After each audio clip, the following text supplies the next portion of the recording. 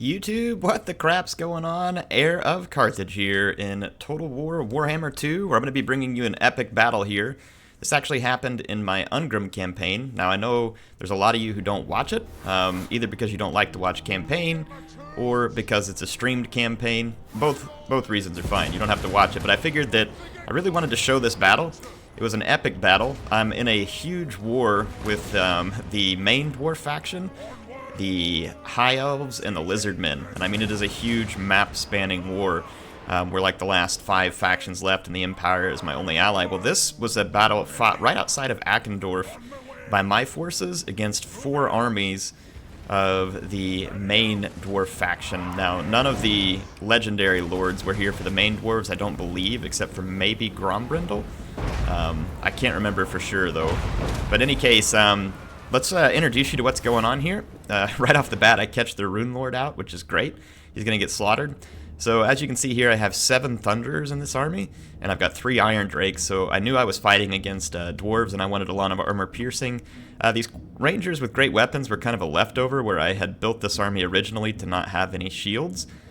We eventually broke that rule, but yeah. The original intent was to have a dwarf army with no shields, just to be goofy. So I've got the 4 Rangers with great weapons, a flame cannon. I've got reinforcements coming in back here as well. And then right now I've got a cannon, an organ gun, 2 cannons, 2 organ guns, and then the flame cannon that's come. And right now I just don't have much infantry. I've got 2 hammers and the grumbling guard, and you can see my leadership over here with another hammer, but we're going to be getting some reinforcements in from behind over here. And then of course, you know how CA is weird about the reinforcements. My other reinforcing army's coming in from the other side of the map, even though we were all standing behind each other, and same thing for the other dwarves. So the reinforcements are going to be crazy. Now these are actually garrison reinforcements that are coming in here. So there's a lot of long beards, and then a few leaders and a lord here. And you can actually see their names. We've been naming them for some of the, this is just the, this one doesn't have a name, but it shows the other ones. The rune smiths and stuff. So, yep, let's hit play and kind of see what we're going to do. So, you can see that we have a ton of enemies. Actually, let's go in slow-mo again just real quick. Right now on the battlefield, we're outnumbered by about 800 dwarves. But there's another 800 or so dwarves who haven't even entered the battlefield yet. So, we're pretty badly outnumbered, and we're going to have to fight very efficiently in order to win this. So when I see this dwarf formation making for their fellow dwarves in order to try and get synced up to fight, I'm going to use this as my opportunity. One of the benefits here, the other dwarves weren't really using gyrocopters, and so it created a situation where I'm able to get in here and cause a ton of damage with my Thunderers. So I'll just go ahead and let you all see this. So my Thunderers are fast enough to keep pace with these units, shoot them, and then fall back. The only units that we would have to be careful of are Giant Slayers. And I should have done this before the battle, but I'm going to go over here real quick and just switch back down to my cinematic camera here so that I can give you a more smooth experience as we watch. But yeah, that's going to be our Thunderer line, and that's really the only thing that you need to see right now. Other than there is one other thing on the battlefield that I'm going to do, and I'll turn over here and show you. Their lord got a little bit ahead of himself, so I am going to send an assassination squad of Giant Slayers after him and see if I take their leadership off the field, it'll help. The leadership of the AI armies is going to be absurd because of the buffs that they get in the campaign. So getting these guys to rout is difficult. Like, look at this hammer here, not even wavering. It's only got, you know, maybe a dozen dwarves left, just charging straight into a line under a withering barrage of artillery and thunder fire. So this is the kind of leadership we have to break. Look at that, still not wavering, still not wavering, still not wavering. Shaken finally, but still not wavering. Down to 5 hammerers. They literally get shot to death before they waver. So that's the kind of leadership that we're going to have to break, and that's why I'm trying to assassinate the leaders. We got the Rune Lord with our Thunderer line, and then I want to take out that other Lord. Taking their Lords off the battlefield will make this substantially easier, and it'll help me eventually tilt that battle bar, which I need to. Plus, we can't let that battle bar get too far against us. So like I said, every fight has to be extremely efficient, meaning I have to kill a ton of them for very few losses. And this is exactly what I needed. When these guys deployed here, it scared me at first because I was worried they were just going to bum rush me, but when they didn't, it gave me a chance to start harassing them with my Thunderer line. And there's a reason why I bring so many Thunderers in grudge battles against other Dawi, and it's because the Thunderers are really, really good.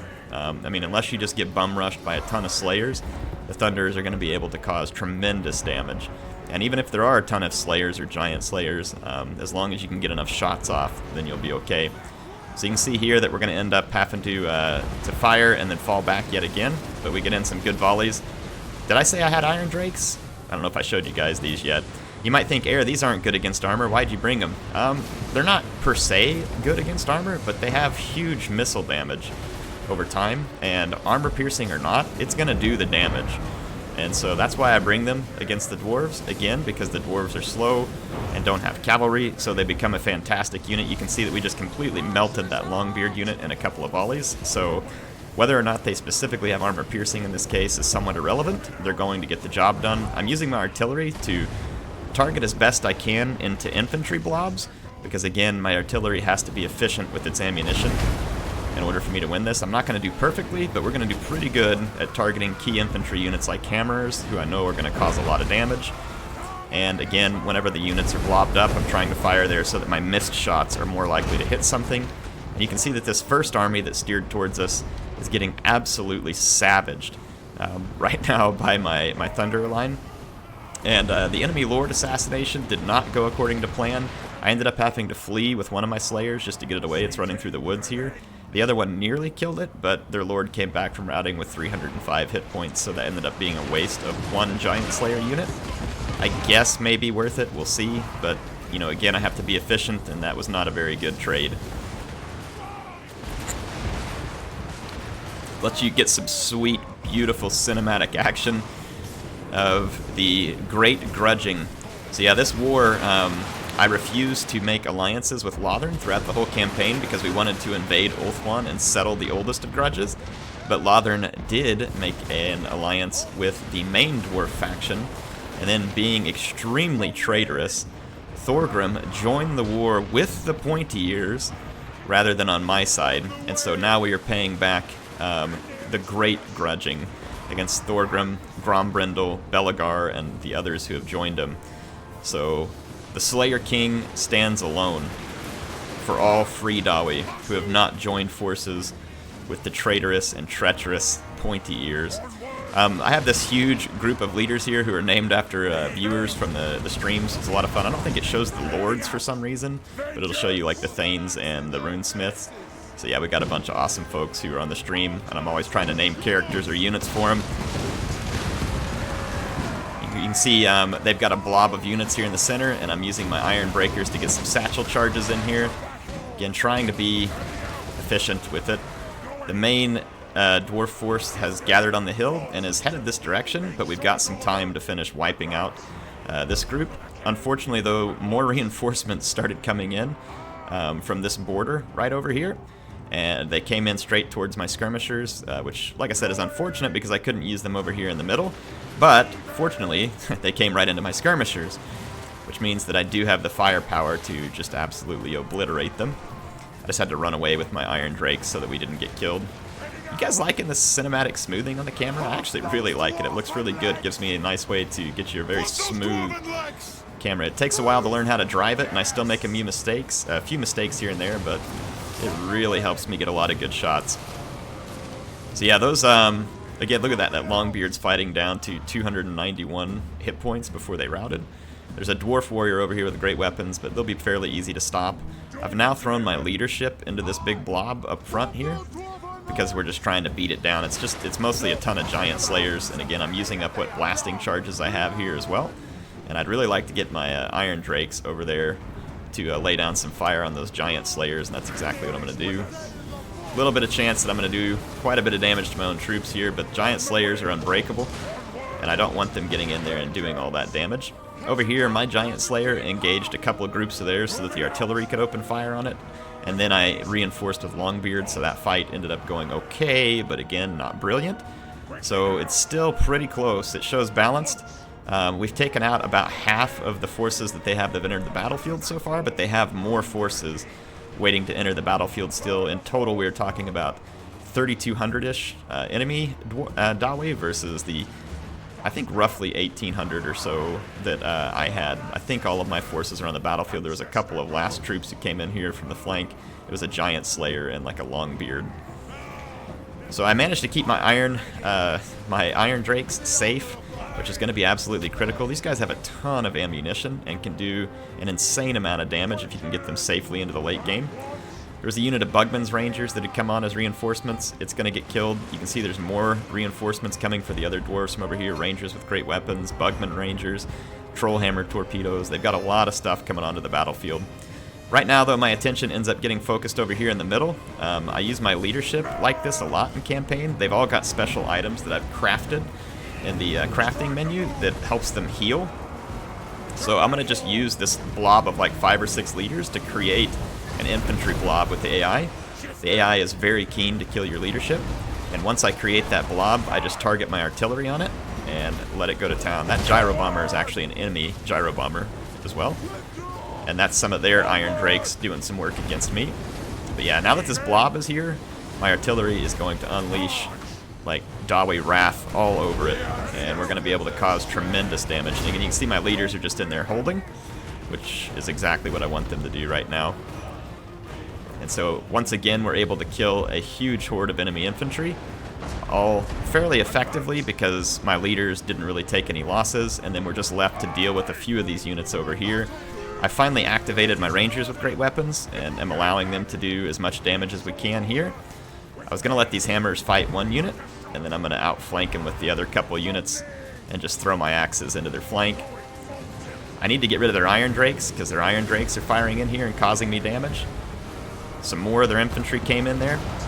And then over here on this flank, there continues to be reinforcements, and it's starting to be a whole bunch of missile units, and my Thunderers are starting to take damage because there's more and more missile units coming in to face them. This is not ideal for me. And then look at this. Right after I do that, here comes a unit of Quarrelers with great weapons. So, again, not great for me to have to be fighting all this stuff. Quarrelers with great weapons in a late game are also a brutal unit to try and have to deal with, because they can do a lot of damage. So my Thunderer's trying very valiantly to keep this flank cleared. I did have my artillery get hit by a Dwarf Warrior with great weapon, and then the Gyro Bomber just sat down in there too. I managed to get my Iron Drakes out into the center. We cleaned up a whole bunch of Dwarf Infantry, so our blob in the center with our leadership did its job. It was quite effective. You can see there are a few more dwarf reinforcements wanting to come on from the other side of the map, but they are a long way off at this point, a very long way off. And we've really only got a few more healthy infantry units for them coming in. We've got a Dwarf Warrior, Quarreler with great weapon, and another Warrior with great weapon. So the enemy's ranks are starting to dwindle. It's just this flank over here now concerns me because now there's an organ gun, or a cannon and an organ gun, and 3 Quarrelers with great weapons, as well as a Bugman's Rangers. So my Thundering line, which has been the mainstay of this army all through the battle in terms of getting me the efficient kills I need, is now in a make or break position here where they either have to defeat all these skirmishers or the rest of my army is probably going to die at their hands because of all the ammunition and the fight that we're going to have to go through. So this to me gets kind of scary here at this point. You can see that the cannon and the organ gun are going to cause a lot of damage, and I'm running low on ammunition as well, which concerns me. But I get as close to these artillery pieces as I can in order to gun them down and get them off the battlefield. But again, you can see my Thunderer line is starting to dwindle in terms of numbers. But it was right at this point when the leadership for the enemy started to fall apart, and the balance bar just quickly turned to my favor. I was pretty worried because we were about to have to face down all these guys, but I think we killed an enemy lord or something right there at the end, and we end up getting an absolutely epic campaign victory that then tilted the entire balance of power for the campaign. So it was pretty exciting. It was a huge battle. It wasn't very cinematic in the stream where I played it, but it was exciting. And so here you can see the names of the lords that I had there. We had Starman and Captain Crazy, 2 Captain Crazies actually. And this was our reinforcing lord from the settlement. But if we look at the armies, I mean, this Thunderer line was just spectacular. Huge number of kills. My artillery also did extremely well. These flame cannons, I don't think ever even got to come into the fight. I think I may have had more reinforcements that never came onto the battlefield because these units look like they were completely unused. So that's good. We were sitting in that position. And the same thing over here, looks like we had more reinforcements. So we must have been even more effective than I even realized whenever I started commenting this. But yeah, look at that, Iron Drakes each. Fantastic kills there. This Flame Cannon got some good solid kills. And our infantry got some nice performance, as well as our runesmiths. And then as for the enemies, Thorgrim, Scally, Stromny, and Boki, yeah, GG guys. Better luck next time. You should join the right Dawi faction, and then you wouldn't find yourself in this position. So it looks like a few of their units routed, like you saw there at the end, without actually doing any damage. But scary battle in the sense that they had a tremendous number of units, and this was a make or break. If I lost this, I was going to be in a terrible position, but if I win it, it now makes the campaign victory, the ultimate victory, draw nigh. So do hope y'all enjoyed this one. HeirofCarthage signing out for now. I will be back with more online battles soon. I know this isn't an online battle, so I will be back with more online battles soon. I do hope y'all enjoyed this one. HeirofCarthage out.